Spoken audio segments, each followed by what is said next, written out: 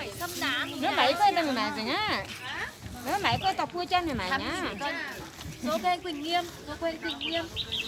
Anh Quỳnh Nghiêm ok thì lên cho em xin địa chỉ cho rồi xâm trên đá giờ bán hộ bán rẻ. Tiếng tới tin. Rồi cái này tôi giảm từ từng người đi em. Tem cái này là nó nọ. À em có táo mèo bác bông ơi.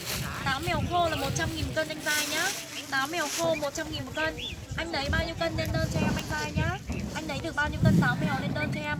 100.000 một kg táo mèo khô. Bác nào lấy được táo mèo khô lên đơn táo mèo khô cho em. 100.000 một cân. 100.000 một cân táo mèo. Là 17 à? Là bác nào lấy được táo mèo khô lên đơn táo mèo khô cho em. Bác nào lấy táo mèo khô lên đơn. Anh Đông bé lấy bao nhiêu kg táo mèo cho em. Đóng luôn bác ơi. Chim chào màu nào đang hết à? Chim chào của anh trai đấy. Em lên một bó kiếm tiếp theo này.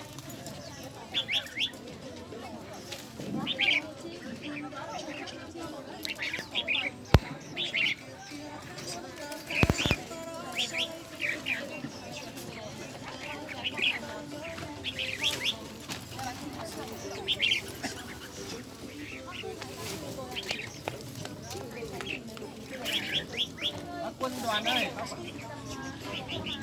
Đoàn em không có bác ơi. Bác Quân Đoàn đây, bác cho xin số điện thoại và địa chỉ ạ.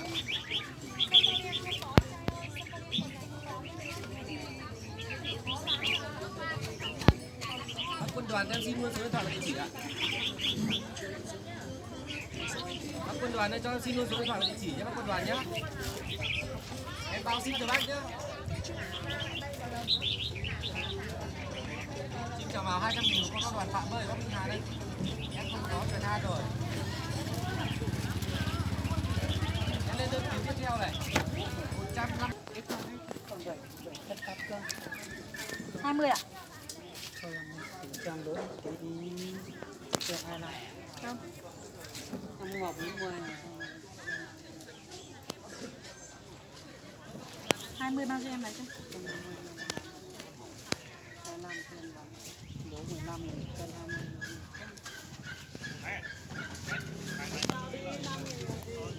Cô bán 1 cân. Nó được rồi. Từ tí em ra được rồi. Hả? Từ tí em ra này. Ok, bác Đoàn Văn Lê cho em xin địa chỉ số điện thoại nhá. Chúc kiếm cho bác. Phải. Cái đấy là cái một cái đây.